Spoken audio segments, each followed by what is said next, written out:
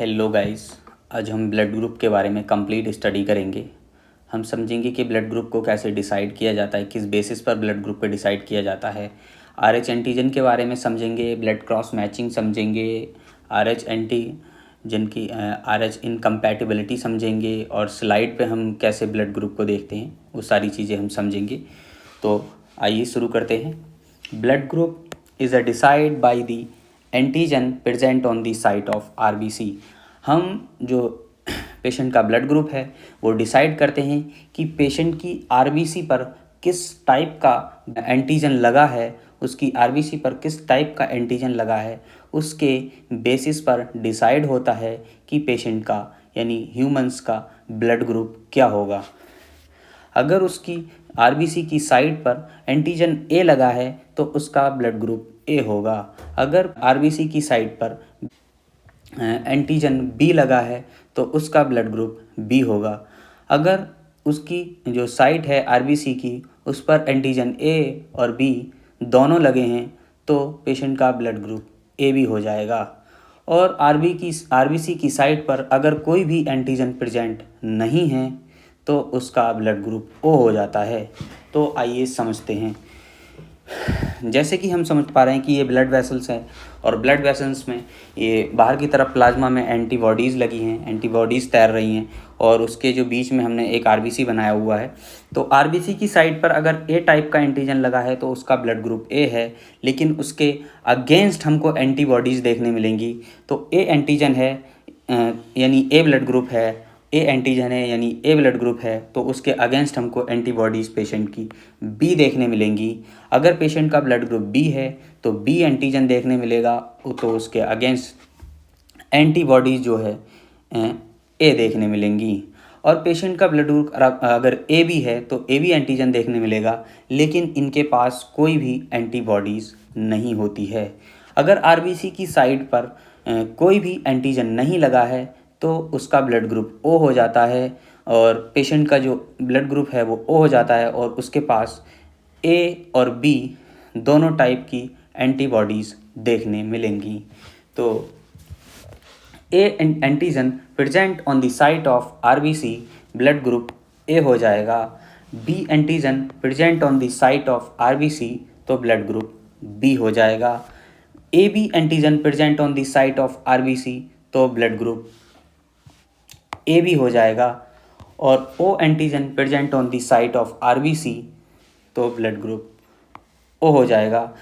O antigen present on the site of RBC इसका मतलब है कि ज़ीरो एंटीजन यानी कोई एंटीजन नहीं है present on the site of RBC तो ब्लड ग्रुप पेशेंट का ओ हो जाएगा।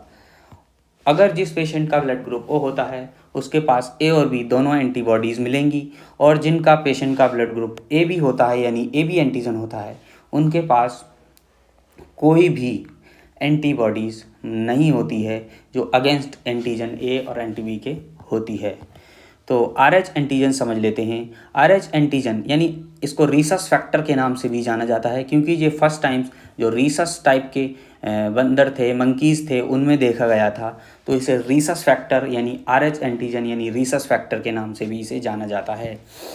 तो अगर आरबीसी की साइट पर आर एच एंटीजन लगा है तो पेशेंट का ब्लड ग्रुप पॉजिटिव है। अगर आर एच एंटीजन प्रेजेंट नहीं है तो ब्लड ग्रुप निगेटिव है।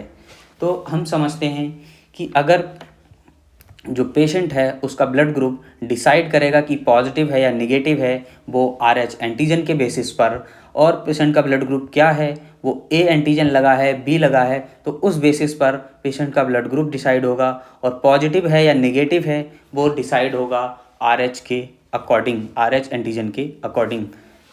तो हम देखते हैं कि एक पेशेंट का आरबीसी है और आरबीसी पे अगर आर एच एंटीजन लगा है यानी कि पेशेंट का जो आर एच एंटीजन है प्रेजेंट है on the site of RBC तो पेशेंट का blood group R H positive है। और ए एंटीजन लगा है यानी पेशेंट का ब्लड ग्रुप ए है तो पेशेंट का ब्लड ग्रुप ए पॉजिटिव हो जाता है। अगर पेशेंट की साइट ऑफ आरबीसी पर ब्लड ग्रुप ए एंटीजन लगा है तो ब्लड ग्रुप ए हो जाता है। और पेशेंट के पास अगर जो एंटीजन आर एच नहीं है एंटीजन, तो पेशेंट का जो है ब्लड ग्रुप वो हो जाता है RH नेगेटिव यानी RH नेगेटिव। तो RH antigen present on the site of RBC, तो ब्लड ग्रुप पॉजिटिव यानी RH पॉजिटिव हो जाएगा। अगर पेशेंट की साइट ऑफ RBC पे RH एंटीजन अब्सेंट है, RH antigen absent on the site of RBC, तो ब्लड ग्रुप नेगेटिव यानी RH नेगेटिव हो जाएगा। तो against the RH antigen antibodies normally not present in the plasma. हम समझते हैं कि RH एंटीजन के अगेंस्ट प्लाज्मा में कोई एंटीबॉडीज नहीं होती है और 85% peoples are RH positive in the world. जो 85% पीपल्स हैं दुनिया में, 85% जो पीपल्स हैं इन द वर्ल्ड, तो उनके पास RH एंटीजन प्रेजेंट होता है। और जो 15% है, 15% peoples are RH negative in the world, यानी 15% लोगों के पास RH एंटीजन नहीं है, तो उन्हें कहेंगे RH negative. RH negative patient यानी RH नेगेटिव पीपल्स। अब समझ लेते हैं blood group and cross matching. Blood group and cross matching, इसमें समझेंगे कि पेशेंट को अगर कौन सा डोनर किस पेशेंट को रेसिपिएंट को ब्लड दे सकता है, यानी कौन सा डोनर किस रेसिपिएंट को ब्लड दे सकता है, तो कौन सा ग्रुप कौन से रेसिपिएंट को ब्लड दे सकता है, तो वो समझते हैं।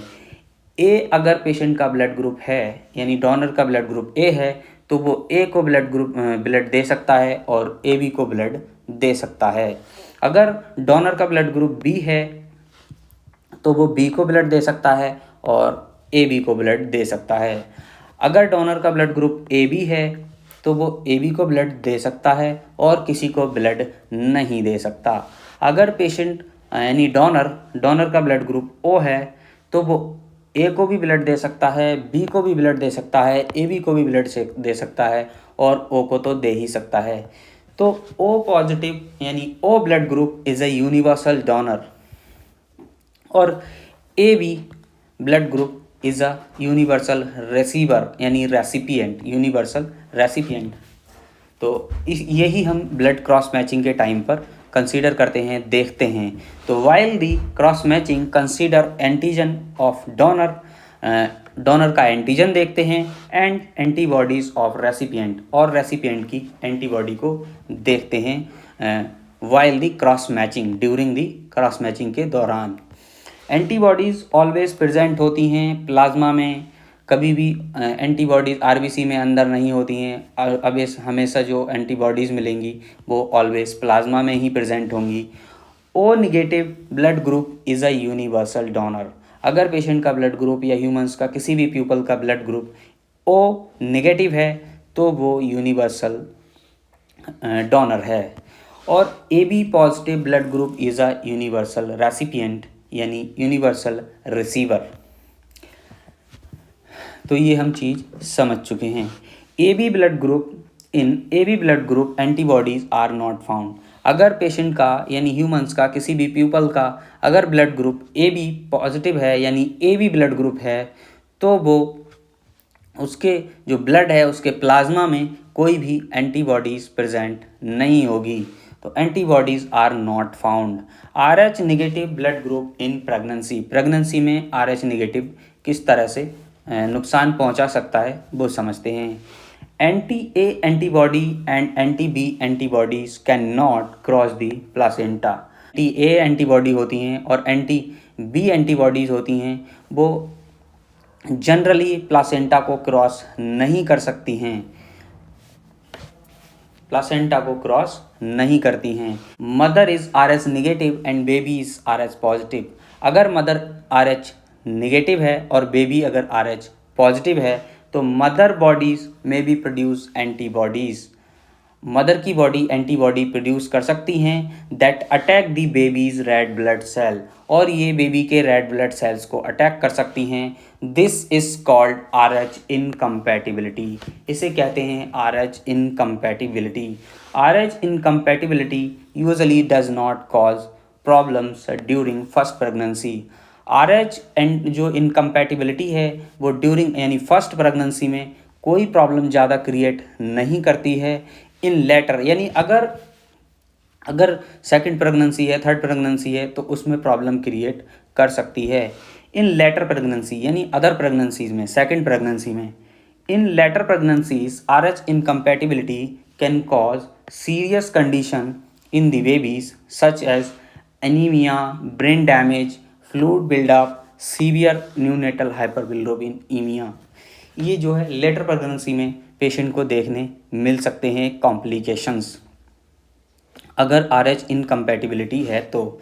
RH इनकम्पैटिबिलिटी को प्रिवेंट करने के लिए RH एंटी-डी का इंजेक्शन यानी इम्यूनोग्लोबिन्स लगाए जाते हैं। यानी RH immunoglobulin injections anti-D can help prevent RH incompatibility. अगर पेशेंट का ब्लड ग्रुप यानी मदर का ब्लड ग्रुप RH निगेटिव है और बेबी का ब्लड ग्रुप अगर RH पॉजिटिव होता है तो उसके लिए RH इनकम्पैटिबिलिटी को जो है प्रिवेंट करने के लिए हम लगाते हैं एंटी-डी यानी RH एंटी-डी का इंजेक्शंस। तो अब हम समझते हैं कि पेशेंट का जो ब्लड ग्रुप है वो स्लाइड पे कैसे आइडेंटिफाई कर सकते हैं। स्लाइड पे कैसे आइडेंटिफाई कर सकते हैं, तो पहले हमको एक क्लीन स्लाइड लेनी है और क्लीन स्लाइड के बाद हमको एंटी-सीरा ए, बी और डी तीनों हमको लेने हैं। डी डिसाइड करेगा कि ब्लड ग्रुप नेगेटिव है या पॉजिटिव, ए डिसाइड करेगा कि ए है या ए ब्लड ग्रुप को, और बी डिसाइड करेगा बी ब्लड ग्रुप को।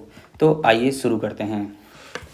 हमने एक स्लाइड ले ली है और तीनों जगह पे एक एक पेशेंट की ड्रॉप डाली, ए और बी और एंटी-डी के पास में हमने तीनों डाली, और यहाँ पे एंटी-डी हमने यहाँ पे एंटी-डी की एक ड्रॉप डाली और यहाँ पे एंटी-ए की एक ड्रॉप डाली और एंटी-बी की एक ड्रॉप डाली। तो हमने देखा कि डी में एग्लूटिनेशन देखने मिल रही है और बी में एग्लूटिनेशन नहीं देखने मिलती है और ए में भी एग्लूटिनेशन देखने मिल रही है। तो जहाँ पे एग्लूटिनेशन देखने मिलेगी तो हमारा ब्लड ग्रुप वही होगा, और अगर एंटी-डी में एग्लूटिनेशन देखने मिलती है तो ब्लड ग्रुप पॉजिटिव है, एग्लूटिनेशन नहीं है तो ब्लड ग्रुप निगेटिव है। तो जैसे कि हमें यहाँ पे ब्लड एग्लूटिनेशन देखने मिलती है तो ब्लड ग्रुप पॉजिटिव हो जाता है, और यहाँ पे अगर एग्लूटिनेशन देखने मिल रही है तो ब्लड ग्रुप ए हो जाता है, तो पेशेंट का ब्लड ग्रुप हो जाता है ए पॉजिटिव। जैसे दूसरी तरफ से हम समझ लेते हैं, अगर ए निगेटिव अगर पेशेंट का ब्लड ग्रुप होता है तो कैसे दिखेगा। यहाँ पे एग्लूटिनेशन नहीं देखने मिलेगी, यहाँ पे एग्लूटिनेशन देखने मिलेगी, तो यहाँ पे ब्लड ग्रुप पेशेंट का हो जाता है नेगेटिव, और यहाँ पे एग्लूटिनेशन देखने मिलती है तो पेशेंट का ब्लड ग्रुप हो जाता है ए, तो पेशेंट का ब्लड ग्रुप हो जाता है ए निगेटिव। और इसी तरह से हम समझ लेते हैं कि बी पॉजिटिव कैसे देखने मिलेगा। तो एंटी-डी में एग्लूटिनेशन देखने मिलेगी और एंटी-ए में एग्लूटिनेशन नहीं देखने मिलेगी और एंटी-बी में एग्लूटिनेशन देखने मिलेगी। तो जहाँ पे एग्लूटिनेशन देखने मिलती है वही हमारा ब्लड ग्रुप हो जाता है, और एंटी-डी में अगर एग्लूटिनेशन है तो ब्लड ग्रुप पॉजिटिव हो जाता है, तो पेशेंट का ब्लड ग्रुप हो जाता है बी पॉजिटिव। उसी तरह से समझते हैं कि बी निगेटिव कैसे होता है। तो बी निगेटिव के लिए अगर पेशेंट का हमने बी में एग्लूटिनेशन हुई, इसका मतलब है कि ब्लड ग्रुप बी है, और एंटी-डी में एग्लूटिनेशन नहीं हुई तो यानी पेशेंट का जो ब्लड ग्रुप है वो निगेटिव है, यानी पेशेंट का ब्लड ग्रुप हो जाता है बी निगेटिव। अगर पेशेंट का blood group A B positive होता है तो हमको स्लाइड कैसे देखने मिलेगी, तो हमको तीनों जगह पे हमको एग्लूटिनेशन देखने मिलेगी। एंटी-डी में भी एग्लूटिनेशन देखने मिलेगी, एंटी-बी में भी एग्लूटिनेशन देखने मिलेगी, और एंटी-बी में भी और एंटी-ए में भी एग्लूटिनेशन देखने मिलेगी। तो पेशेंट का ब्लड ग्रुप हो जाता है ए बी पॉजिटिव। अब ए बी निगेटिव समझ लेते हैं। अगर पेशेंट का blood group A B negative होता है तो सबसे पहले हम समझते हैं कि अगर निगेटिव है तो RH एंटीजन यानी RH एंटी-डी में जो है एग्लूटिनेशन नहीं देखने मिलेगी, और अगर पेशेंट का ब्लड ग्रुप ए और बी है तो दोनों में एग्लूटिनेशन देखने मिलेगी।